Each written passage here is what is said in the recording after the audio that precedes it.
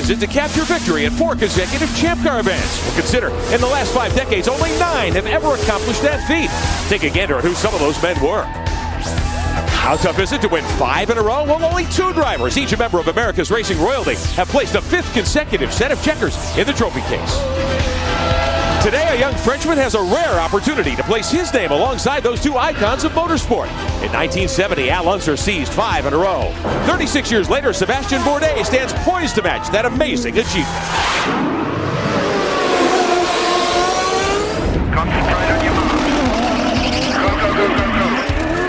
Bridgestone presents the Champ Car World Series powered by Ford. The sights, the sounds, the exhilaration of a 185-mile-an-hour festival of speed. In the shadow of majestic Mount Hood, we are in Portland, Oregon, for the 5th race of Bridgestone presents the Champ Car World Series powered by Ford. Today, the Grand Prix of Portland on CBS Sports.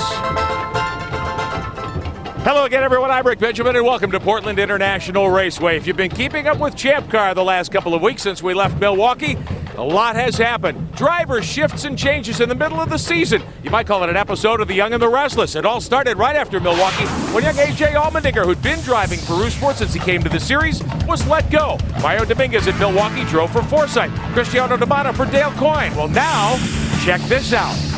D'Amato, the former champion, moves to the Roosport car. Allmendinger becomes a Forsythe driver. And Mario Dominguez, when the music stopped, he had to take a seat with Dale Coyne's team in the 19 car.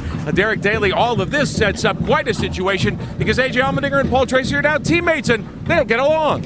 And there's no doubt A.J. Allmendinger is one of the finest young drivers in America today. And the Roosport team that he got fired from was built up around him. And when you get fired, it's like a dagger to the heart of a young driver. But the domino effect then started, which lands him as teammate to Paul Tracy. But they've got history, the two of them. Have a look at this video here. Mexico City, Paul Tracy, middle of your screen. Allmendinger, yellow car, tries to pass him. Tracy moves over and runs him onto the grass to prevent the pass happening.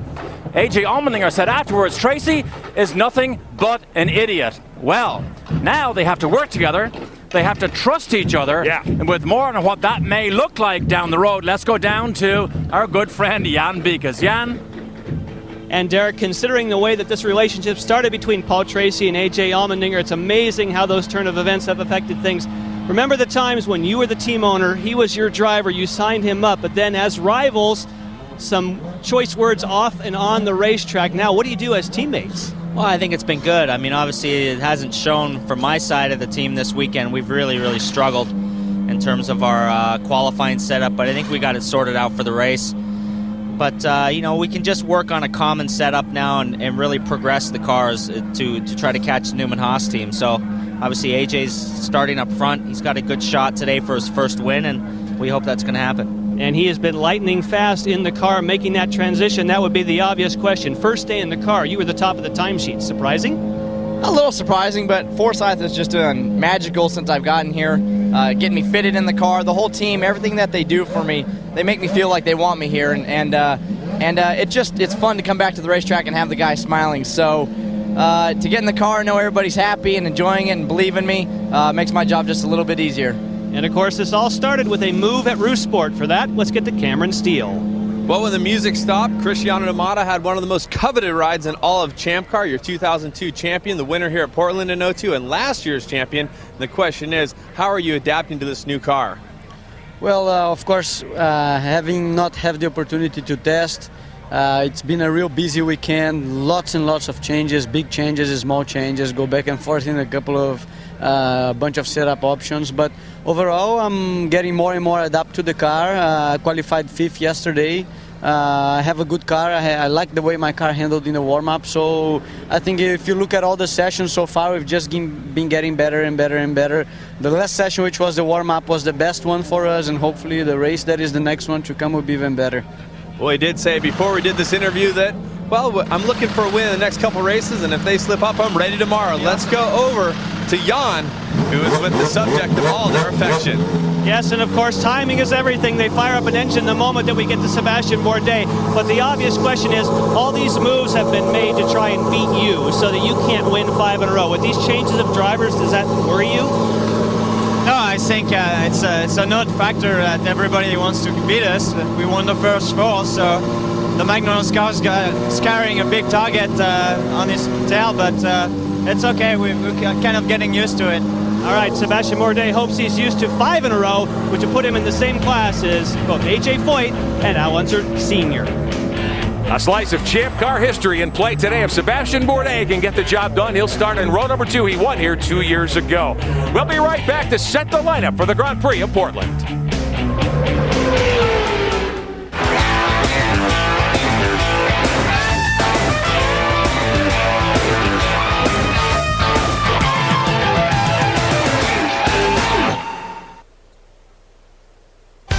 CBS Sports coverage of Bridgestone presents the Champ Car World Series, powered by Ford, is sponsored by Bridgestone Tires. Passion for excellence.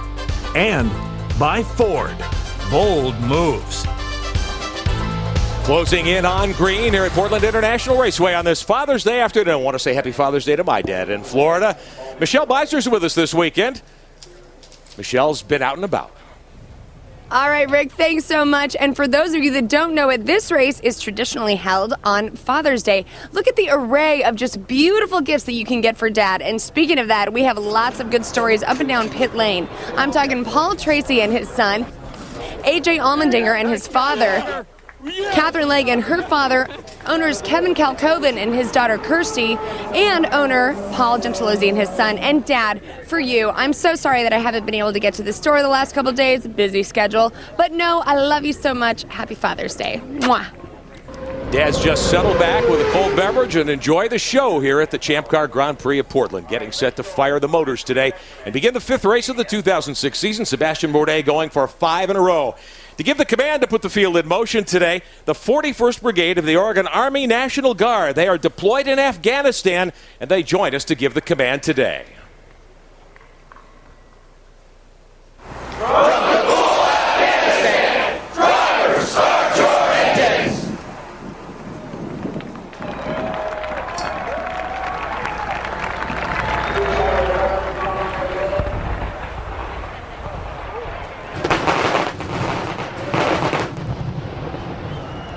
Balloons being set free here at Portland International Raceway.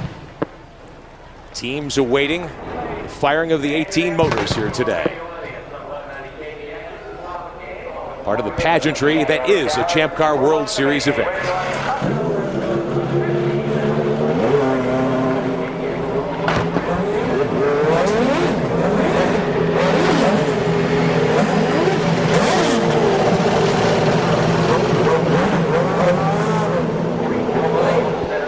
Race car team ready to pull the field away around this 2-mile road course. Our Bridgestone Pole Award winner this weekend.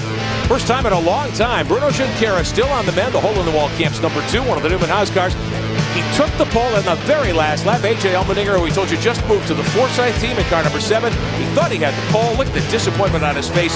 That's an indication of how important this is. Sebastian Bourdais leads the season-long Bridgestone Pole Award standings. $5,000 to each Bridgestone Pole Award winner here this season. Our starting lineup today looks like this. Shankara on the pole for the hole-in-the-wall Camps team. There's the Index 7. Allmendinger will line up alongside a couple of drivers with a lot to prove. The champion, Sebastian Bourdais, going for 5 straight in the McDonald's car. The guy who dominated here a year ago, Justin Wilson, in the CCWS. They'll be in row number 2. Third row, Cristiano D'Amato, the 2002 Series champ. The winner here a year ago, now driving for Roosport. And Speedy Dan Clark out of England, the CTE 14. Fourth row, couple of one rookie, Will Power, who's been very, very strong, and Nelson Philippe on the podium at age 19 2 weeks ago at Milwaukee. Fifth row, Alex Tagliani, who couldn't make the race in Milwaukee because of a crash. Paul Tracy, the former champion, has to start 10th today in the Index Forsyth 3 car. Sixth row, Nicky Pastorelli. Best effort for his team so far this year. He's a rookie. And Oriol Servia, the Gulfstream 6, on his 3rd car of the weekend for the PKV squad. Andrew Ranger in the championship hunt in the 7th row of the MyJack Conquest 27. Here's Mario Dominguez in that 19 car. Sonny's Barbecue Machine. 8th row, the Bell Micro 20 of Catherine Legge. The MyJack Conquest 34, rookie Charles Wolfsman. The final row, Jan Halen in the Muirman's number 11, one of the coin cars. And Denise Kazimets makes his Champ Car debut. For standout in the Atlantic Series, he drives the flex of it, car number 18. Let's have a look now at the championship standings. Bourdais with a 31-point lead after just 4 races. Ranger, Allmendinger, and Dominguez in the top 5. We'll be back for the start in Portland. Welcome back to Bridgestone presents the Champ Car World Series powered by Ford on CBS Sports. The Champ Car Grand Prix in Portland. Portland International Raceway, one of the traditional stops on this tour. Derek Daly, the track you're most interested in. It really is, and it is very fast. It is somewhat abrasive, so tires do wear out here. The festival curves down here. If you can make it through there on the first lap, some say you're halfway home. In the infield section all the way to turn 7, you need to have a really good balance. 180 miles an hour down this long back straight, and then the setup corner for the long straight here in the front.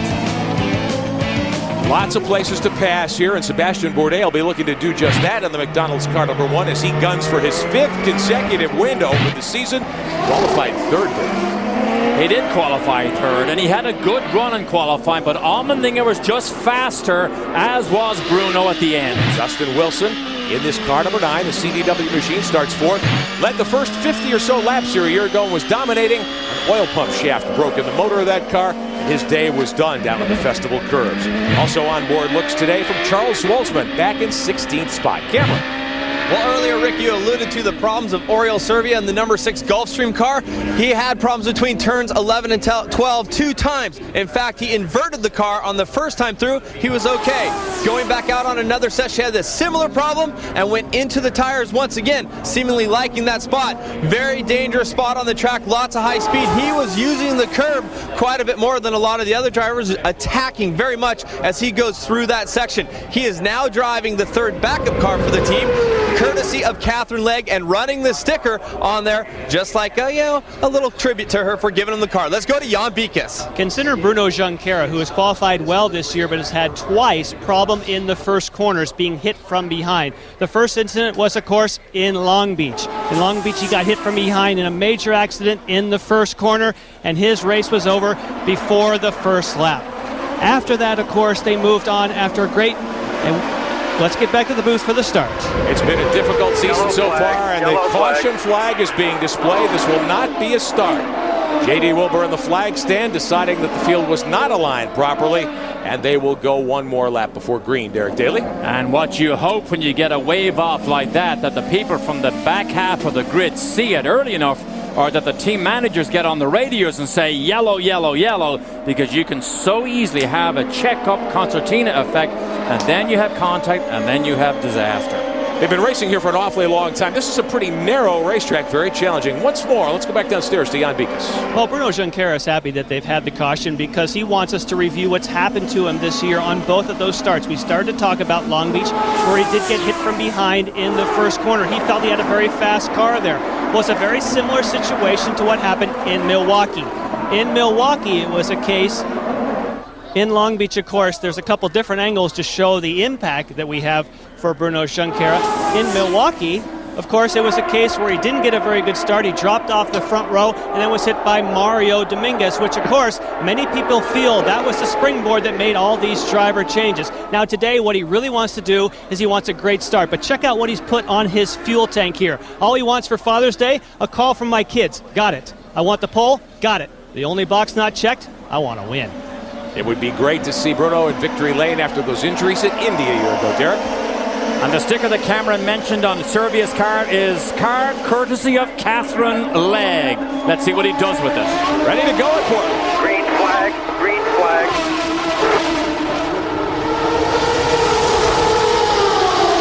Wilson on the outside.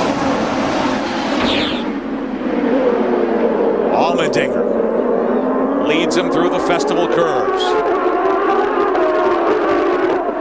Where's Bruno? He looks safe. Made sure he got through cleanly, but he is back 3rd. And one of the Rocket Sports cars is off. That's Nicky Pastorelli. He's peeled a tire off the rim. Left rear down. Bruno Shankara scored 4th. How about Speedy Dan Clark taking advantage and moving to 3rd as they came to turn 1. Pastorelli gets the 8 car back on the racetrack. Another look. Usually denotes contact of some sort. Whoa. Gets the front off the ground. Left tire already gone down for Pastorelli. That usually indicates a front wing end plate touched the wheel, potentially sliced it as they went through the festival curves. Allmendinger is your leader, and second spot belongs to the rookie Dan Clark, who got off to a very, very rough start this season. Justin Wilson back in third in front of Bruno Shankara, the pole sitter. Paul Tracy has advanced to fifth. Boy, Tracy really took advantage of that opening lap, Derek. He picked up 5 spots. Not unlike Paul Tracy. Oh, we see, is that tag? One of the Team Australia machines went through the runoff area. Serbia's gotten by. That is not the tag, it was Power. Power, who had a good qualifying session here. And when you miss that chicane, you lose so much time. Field heading to the backstretch on lap number 3 of 105 laps here today. Cameron Steele. You can see Nicky Pastorelli in the pit changing. Maybe changing the strategy just a little bit. Tough to change it so early in the day. Pastorelli is down and away. Now this is way early for your first stop, so he will have to make an extra stop. Leaders down the front stretch. They will hold Pastorelli before he can blend in. It is Allmendinger, 1.1 seconds ahead of the rookie Dan Clark out of Great Britain. Wilson, Shankara, and Tracy, the top 5. And Dan Clark and his teammate Nelson Philippe have been pleasant surprises here this weekend. We know Philippe had a great run at Milwaukee at the last race, but Clark and Philippe always hovered around the top 4, 5, or 6. And Clark said after the warm-up yesterday evening, he said, this car just feels good. I think I'm going to have a good race. A good run for that team. In the early going, what about A.J. Allmendinger? But before we do that, this is from Charles Wolzman's onboard. Turns into the festival. Oh, there's contact. And Zwolzman elects to turn left, thinking that that contact ahead of him may have been a schmozzle that he didn't want to get involved in. That was probably a wise decision. Allmendinger had made 31 starts, Derek, in 2 years and change for the Rousport team. Never won a race. Here he is early from the outside pole, leading the first 4 laps here at Portland. How does he run in the lead today? Well, we'll get back to that in just a second. Cameron Steele. Well, I'm here with Paul Gentilozzi, the owner of Rocket Sports Team Nicky Pastorelli's car. What happened there, Nick? Well, it looked like Oriole got into his left rear, and it doesn't take much with the end plates on these front wings to cut a tire. Terrible thing to happen in the first turn, typical of Portland. Well, I know your son John is over there, and he wanted to do a little bit more for Father's Day. Hopefully we can have a better race here with the number 18. Well, we're going to keep pitching. Tonise is going to be patient. I think for his first race, he's going to do a fine job. We'll see how it pans out. Well, we'll see. Thanks. And the wing end plates, Paul Gentilozzi talks about, are the carbon fiber end plates on the outside of the front wings. And carbon fiber is like a knife when it makes contact. And as you look on the slow-mo replay here, it's over the dirt on the first right-hander on the way into the festival curves. There is Pastorelli, the last car through your shot. The tire that was cut down was on the other side of the car, and there it is. We can see it had just peeled itself off the rim. So the Rocket Sports team bringing Pastorelli in very early. A.J. Allmendinger in the 7 car, Derek. We wanted to talk a little bit about his opportunity here to win in his first start with the new team from the outside pole. This is a golden opportunity. His career almost got derailed when he was fired from Rousports. He has just set fastest lap of the race. And the strange thing about Allmendinger, he seemed to find the speed almost with ease. His pole position time on Friday was a 1-lap blast at the end of the session. So there's an ease with which he gets the speed. So that driver-car combination just works this weekend. Well, Bruno Shankara was the pole sitter.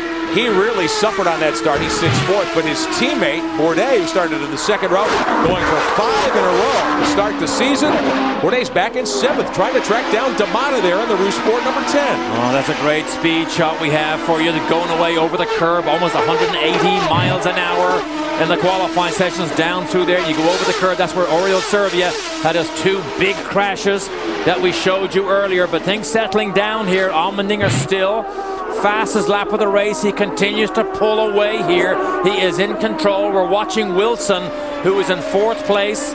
Keep an eye on him. There's D'Amata. D'Amata holding up his side of the bargain here. 6th place, holding off Bourdais.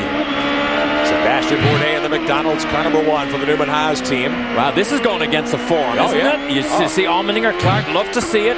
Wilson, we've seen him do so many laps, slowly got faster. But to have Junqueira and Bourdais not ahead of this field is a bit unusual. Everybody started on the softer, faster red Bridgestones except Catherine Legg. So all of these front runners have started on this softer, preferred Bridgestone red. Catherine back in 15th right now in car number 20. A look off the rear wing of the McDonald's car. The 2-time series champ, the 04 winner here is Bourdais. But as Derek mentioned up front, great stories developing. A.J. Allmendinger, his first ride in the Forsyth Index 7 car, replacing Mario Dominguez. He is your leader. And speedy Dan Clark, who, Derek, we wondered if Dan Clark would even have a ride now. He's come to second. We head back and have a look at the cars running 9th and 10th. Alex Tagliani, Oriol Serbia, who wrecked hard twice this weekend before this day. In the top 10. Not quite sure Serbia is at what happened, why he flew off the road at such high speed. The sticker is right on the nose cone to remind him this car is the third one you've had for the weekend. It is courtesy of Catherine Legg. This is her spare car. Please take good care of it. He ran this hard for the first time in the final practice session yesterday, and he came out saying this car just feels good. I like this car, so we expected maybe a little bit more than we saw during qualifying for Oriol Serbia. There's the decal right there. A little reminder, be careful of this one. This isn't yours. Well, car owners and teammates tend to look dimly on you if you bend up their equipment before next week. Of course, we'll be in Cleveland next Sunday afternoon for the Champ Car Grand Prix of Cleveland. You'll see it here on CBS Sports. There's Alex Tagliani in the Team Australia Aussie Vineyards yellow and green machine. Tag didn't make the field, didn't make the start 2 weeks ago on the oval at Milwaukee because he wrecked hard on Saturday. They didn't have enough spares to put him back on the racetrack, and here's Serbia in 10th. You see the Bridgestone reds again with that red sidewall, which denotes the softer of the tires. We're going to keep a close eye on lap times here, because the only thing that doesn't tell lies in racing is the stopwatch. Serbia did a 61.6 on the last lap. Allmendinger leading is a full second lap faster. A.J. Allmendinger is absolutely flying. First time this year he has had what appears to be a dominant car, but it is very early. One of the longest races in the Champ Car World Series. 205 miles our distance here today. We're at Portland International Raceway. Allmendinger leads Clark, Wilson, Junqueira, and Tracy up to 5th. We'll be right back in Portland. You don't have that.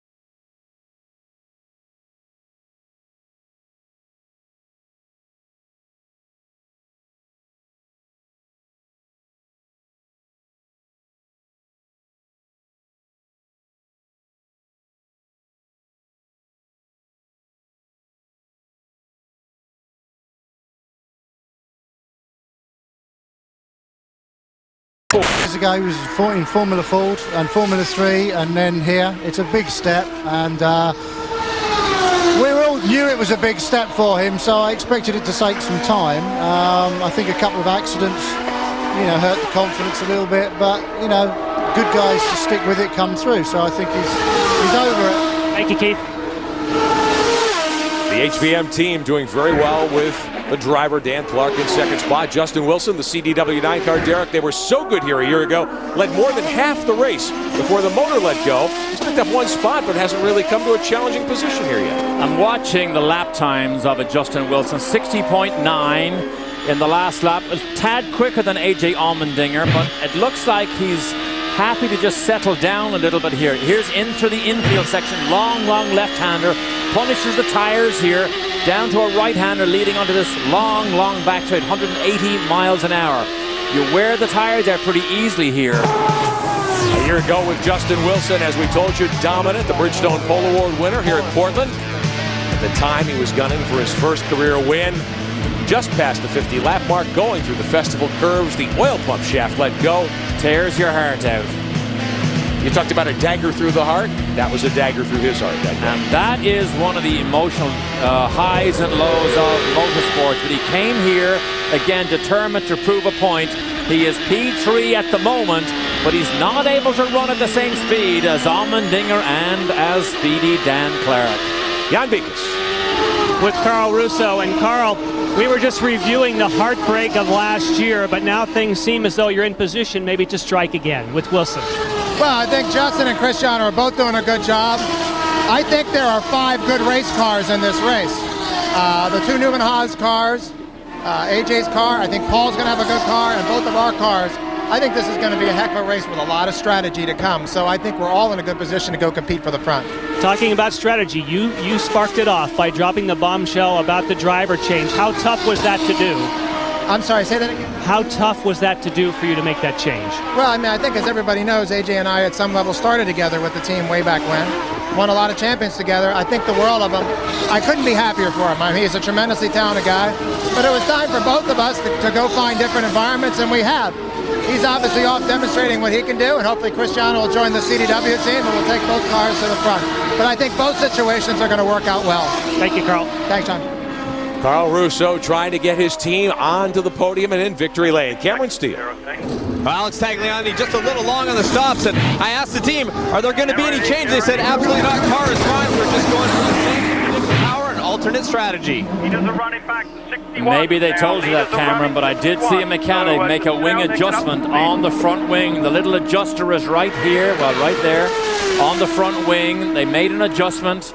He's now off the red tires on the somewhat slower regular tires from Bridgestone. The red tires are given to these teams so as they have an option. They can put on softer tires. They have to use them at least one time during the race. It's up to you when you use them. Softer tires are faster, but they wear out faster. So it's a strategic move as to when you use them and how you use them. Allmendinger continues to lead. 18 laps coming up on the board next time by. Back a little further for 5th. Cristiano D'Amata in 6th right now. The yellow and white Rousport number 10. Trying to track down Paul Tracy, Allmendinger's new teammate in that Forsyth Index 3 car, the former series champion. D'Amata, one of the former winners, 2-time winner here. Only 2 in the field, he and Bourdais. D'Amata won a year ago on that strategy that we've seen Team Australia employ. Come in at the very start of the first pit window, hope for a caution that'll cycle them to the front of the field. Cycle them to the front of the field because Will Power and Tag now are last. They will run. If there's a yellow, everybody will peel off. They're full of fuel. They'll stay out, and suddenly they jump to the front and gain track position, the all-important track position at a place like Portland here. Cristiano D'Amata, the former series champ, stepping in with this team. 3 pit windows, a 3-stop race here, Derek. 205 miles our distance. A lot of opportunity to gain or lose ground.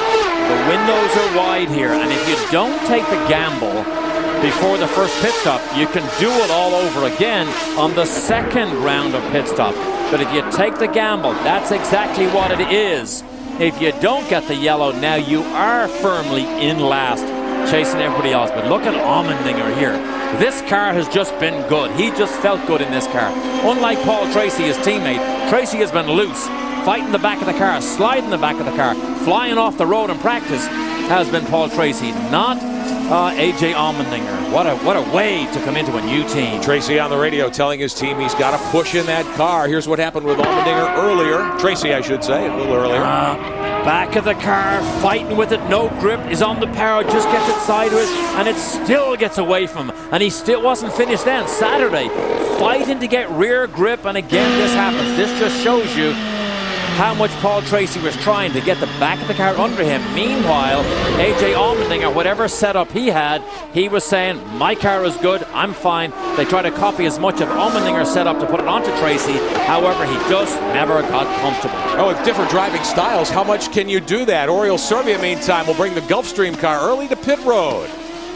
Jan Bikus. And of course, he will be another one of these drivers that's going to try the early strategy. It's worth saying this will only work, Derek, as you were saying, if the caution period happens to come between now and when the leaders pit. But it's a good gamble. They're also going to make a slight change with the tire pressures.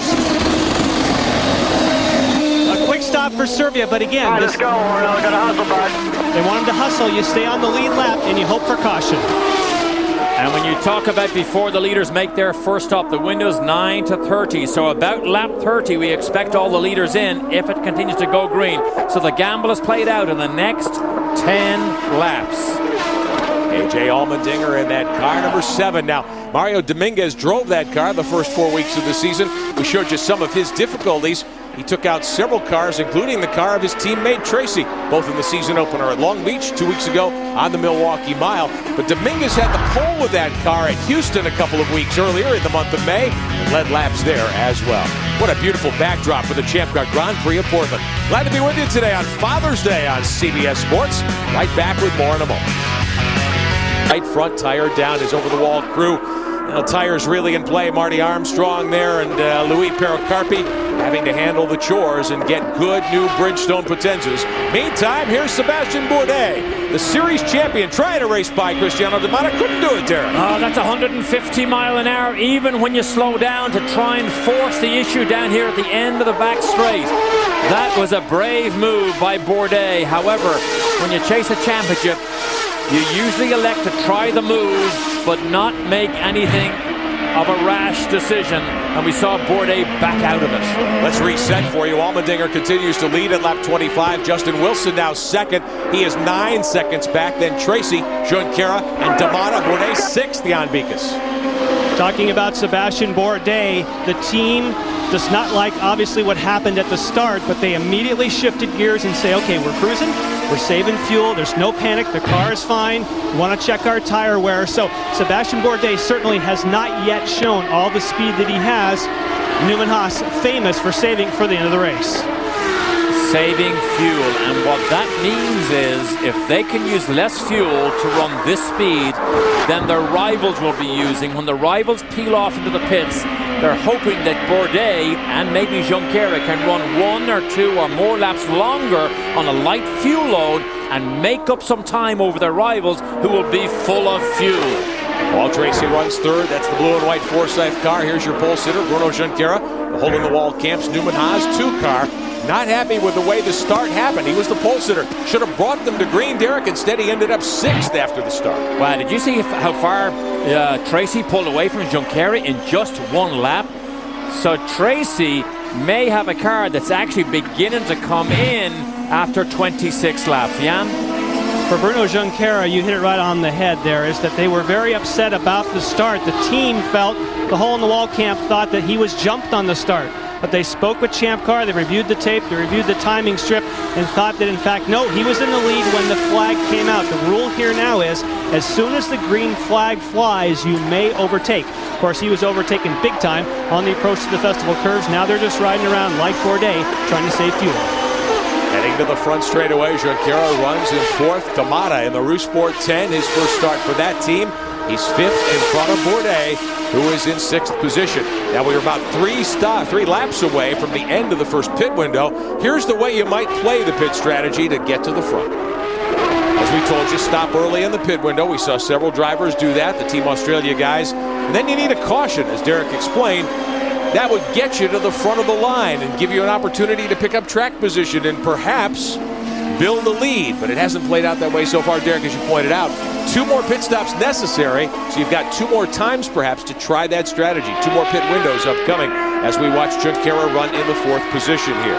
You know, Shankara yesterday did his pole position time on the very last lap of qualifying, as we documented earlier.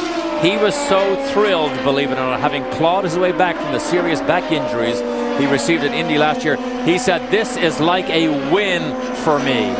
As we have a look at one of the battles deeper in the field, this is Jan Halen in the Muirman's number 11, the white and blue car. And Tanis Kazimets making his first start in Champ Car in that Flexovit car. That's the second Rocket Sports entry, the 18.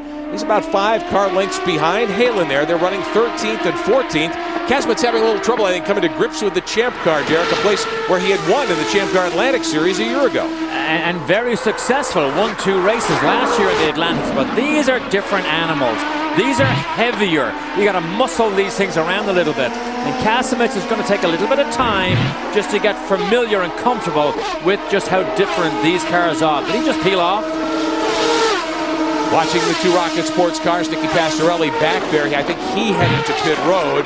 Pastorelli was a lap. No, there's Pastorelli. It was Kazimets who headed to pit road. Exactly right. The 2 Rocket Sports yellow and blue cars were running nose to tail as we watch these cars navigate through the festival curves and heading toward the backside of the racetrack. Here's a look at what Kazimets accomplished here in the Champ Car Atlantic Championship a year ago, driving the Flexovit machine. Swept the doubleheader on Portland race weekend, on Father's Day weekend 1 year back. Oh, and swept it with tire smoke on the way to victory. But this was a great weekend here for him. Fist in the air.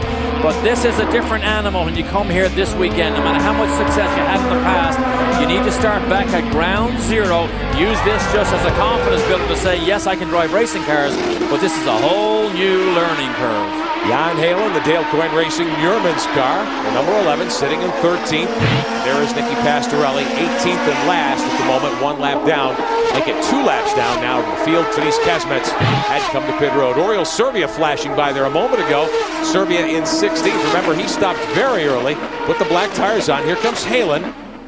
The Coyne crew will go to work. They'll put 4 new Bridgestones on that race car and put some fuel in as well. Give him a full load of fuel as we get to lap number 30. And this was the closing of the first pit window, so just about everybody would have been in by now. Wow, trouble getting the right side wheel on during that pit stop. I watched it. So the outside front. Oh, Bourdais, does he finally make it past? He does. He got by D'Amata for 4th, so Sebastian Bourdais and the McDonald's 1 car makes a move down the front straightaway. Picks up position. Paul Tracy has come to a stop in the Forsyth pits meantime. Tracy stopping his first stop of the day for tires and fuel as we watch Bourdais. And we're going to see how far he can go now, Rick. Yeah. If he has saved fuel, he's going to go longer than Allmendinger and Tracy and maybe even Wilson. We're going to watch how that plays out. And we talked about Paul Tracy coming from 10th to 3rd, Derek, before that stop. They adjusted tire pressures, we're told, on the 3 car, trying to improve the handling of that race car.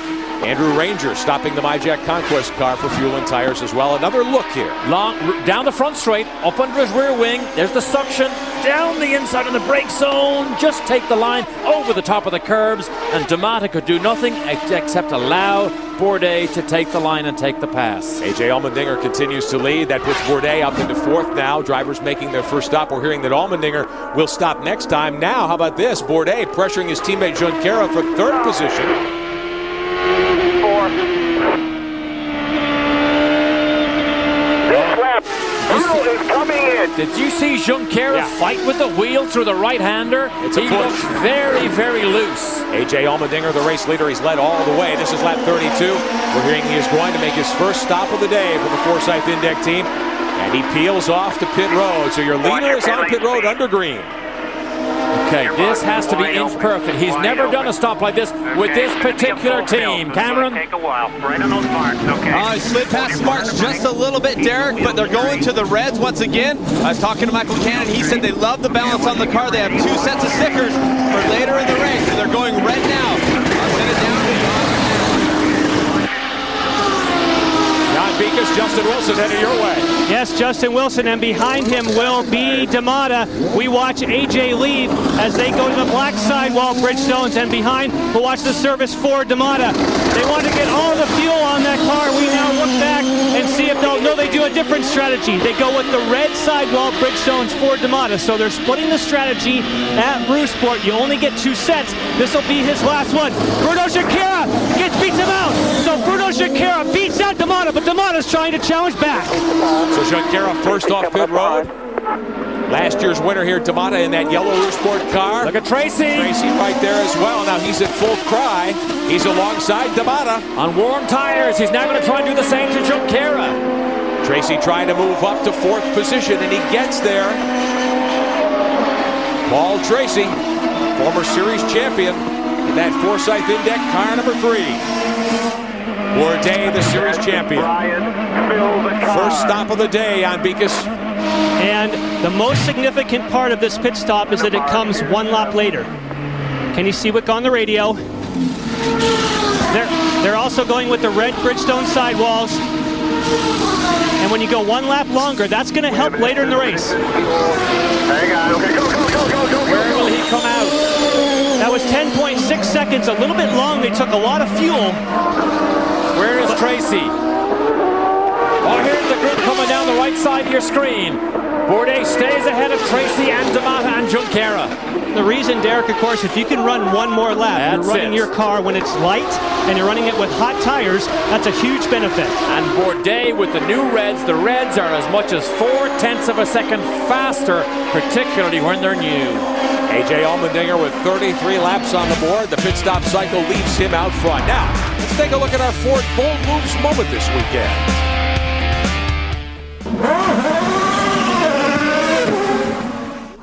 For 17 years now, the Cascade Pacific Council of the Boy Scouts has held a fundraising breakfast to help at-risk kids while also honoring individuals and companies in racing. This year, Ford Motor Company received the highest honors. Both the Ford Motor Company, who has done so much for so many over so many years, being the breakfast honoree as the Motorsports Company of the Year, and the Boy Scouts of America, almost 100 years old now. There's a real linkage between those 2 organizations and what they've meant to the lifeblood of America. 2 great institutions with the racing in their history and joined together today, recognizing Ford as the Motorsports Manufacturer of the Year.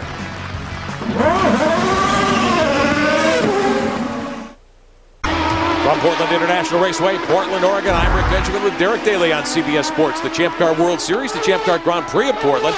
Race leader is AJ Allmendinger, and Derek, a surprise. The Bridgestone Reds, the softer alternates, 2 consecutive runs of the 4 segments that will make up this race. And most of the front runners did the same thing. So Allmendinger obviously believes these tires can last long periods as well as be faster. Jan? With Joe Barbieri from Bridgestone, and the question certainly after the first round of pit stops is about the strategy to go with the red sidewall Bridgestones or to go with the blacks. And so we've seen different teams do different things. Why? It's the strategy they're trying to use. They might want to be saving their reds for a shorter stint towards the end and really burn them up. I've been seeing anywhere from maybe 85 to almost 100% wear off that first round of pit stops. Wear should improve a little bit, but it's going to be very exciting when we get towards the end. You take a look at one of the reds here, you can see, in fact, with the camber, it means it wears more here. You don't see many of these indicators, meaning that the Bridgestones on long runs on the red sidewall don't have much left at the end. Thank you, Joe.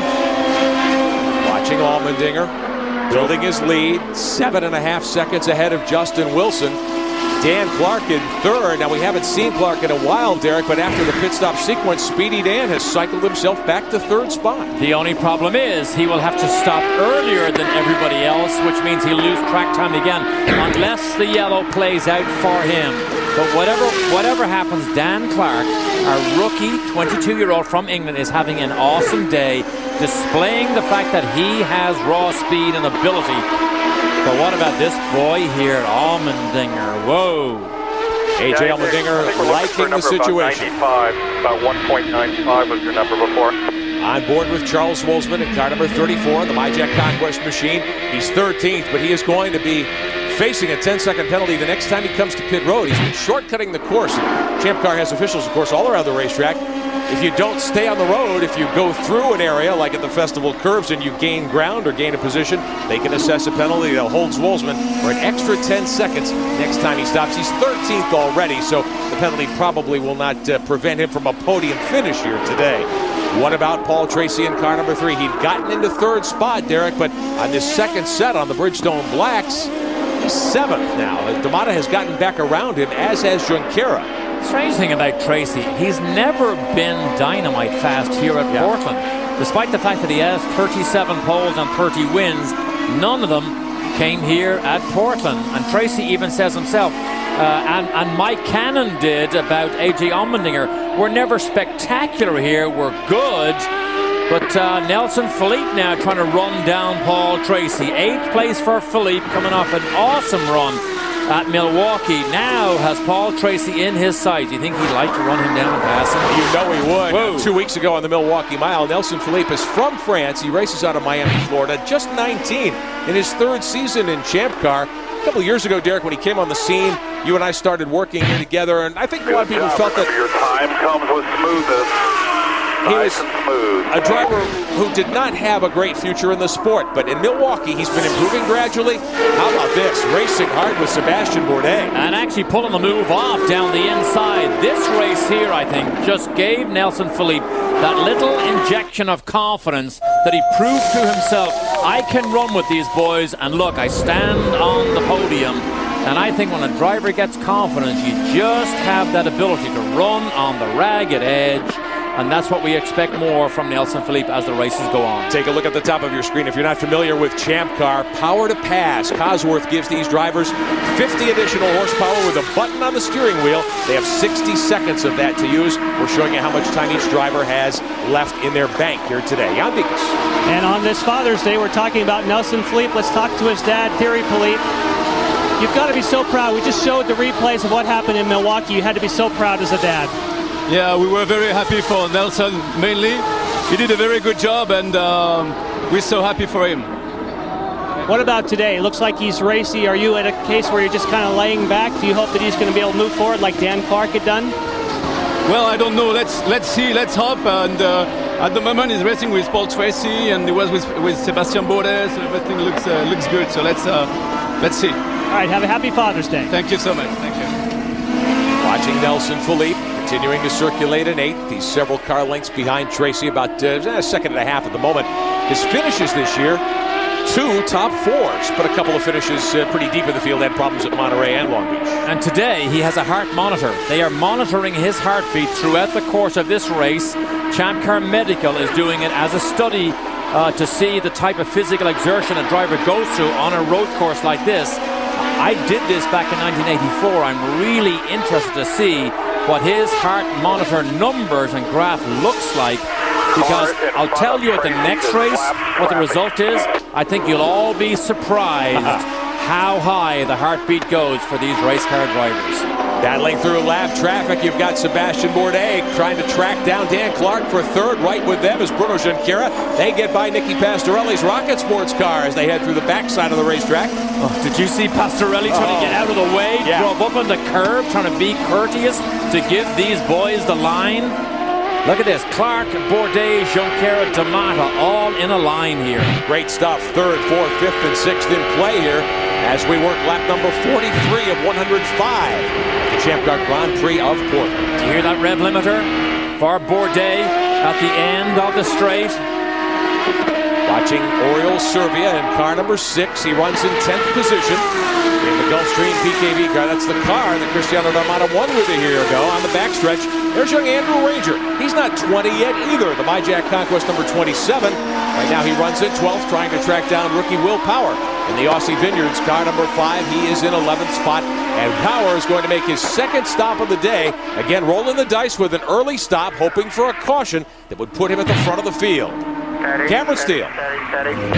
Well, we have Will Power in the pit. I was talking to Derek Walker, and he said the lap times just aren't fast enough right now to pay off the alternate strategy. They're going to continue to work it and hope that it comes to us. Get clear behind. Clear behind. Watch your speed. When you get there, run like hell. Run. That is Derek Walker on the radio. When he says, hope the track comes to us, what that means is the more rubber that gets laid on the racetrack, the more grip it gets, the balance changes on some of these racing cars. They're hoping that the balance on Will Power's car changes for his benefit and makes him a little bit faster. Speedy Dan Clark running third. Bourdais, Junqueira, D'Amata. Great battle. Third, fourth, fifth, and sixth. Allmendinger's lead over Justin Wilson, meantime, has been chopped to 2.7 seconds. The two youngsters, great friends, teammates until a few days ago. Wilson, who ran so well here a year ago, second and on the charge, Derek. Clark is in control here. His last lap was a 61.0, which is 0.2 of a second faster than Bourdais on that last full lap. So Dan Clark, he has the speed here to match the Newman-Haas boys. Something brand new in our coverage of Bridgestone presents the Champ Car World Series, powered by Ford. We're giving you segment times to show you the battle for position. In this case, Bourdais chasing Clark. Didn't think we'd ever be saying that in 2006. Bourdais trying to get close. He'd been losing time through the back part of the racetrack. Now we watch a little back further, Bourdais and Junqueira. That's Junqueira in the red and white car, the 2. He was your pole sitter.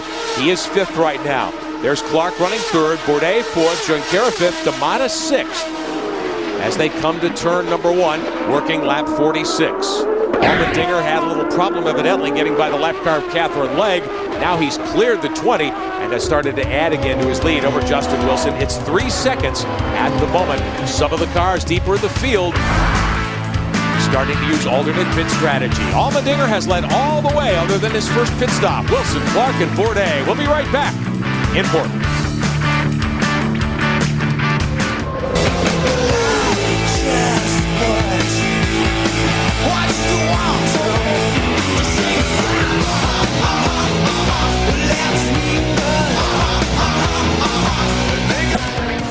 At Portland International Raceway with Derek Daly, I'm Rick Benjamin. A.J. Allmendinger has been in control of this thing, Derek, since they dropped the green, and he blew by Bruno Shankara going into 1.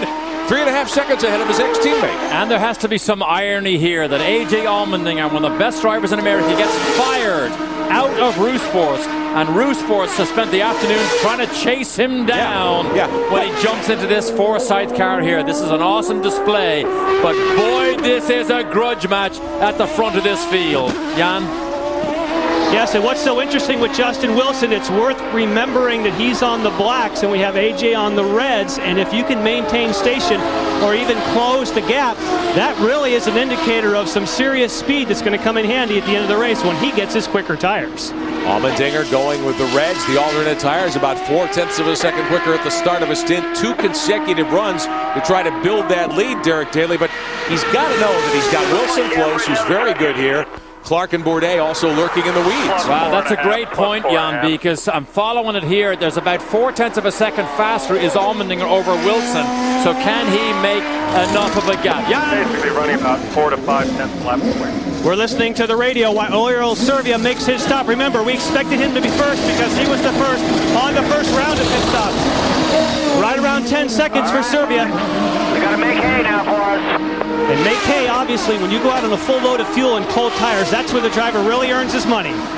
Don Oldenburg and the team, the over-the-wall bunch for the PKV 6 car. The Gulfstream Lola of Oriol Servia bagged his first career win at Montreal last year when he drove car number 2 for the Newman-Haas team in relief of the then-injured Bruno Shankara. Allmendinger continues to lead in car number 7, Cameron. I'm with A.J. Allmendinger's engineer, Mike Cannon. Mike, seems like you guys are having a perfect race. What about the strategy to go back-to-back reds? I mean, he just felt that the balance was particularly good in the car. And we know the track will grip up as the race proceeds. We've got 2 sets of sticker black Bridgestones. And those things, if it stays green, grippy track, they're as fast or even faster than the reds. What's he saying about the car? Is it an easy drive so far for him today? What about the fuel? Oh, I mean, this is like a Father's Day present for me. I mean, he said nothing about the car. I asked him any changes. Nope, that's all we got. I mean, my son's Cooper calling home. They got me some lovely Father's Day gift, but this might be the best one yet. We'll see how it plays out. Thank you. Watching your leader. Here comes Allmendinger.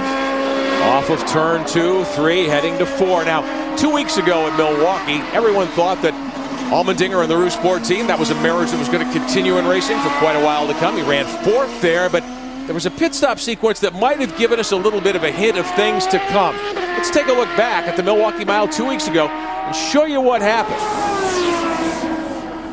Allmendinger, your leader. Wilson second. Serbia already on pit road. And of course, A.J. Allmendinger is leading, but he stops first and is pitted behind. The preferred spot would be Justin Wilson here. So if Justin Wilson can get over, he does! He beats him! Justin Wilson takes the lead! And A.J. Allmendinger slots in a second, and you can see A.J. gesture when he lost the pits. He was going, what the heck happened there? I just lost the lead in the pits. Now, we know he's an emotional driver, Derek Daly. You and I had a chance to speak to his now former car owner, but still friend, Carl Russo, before the start here today.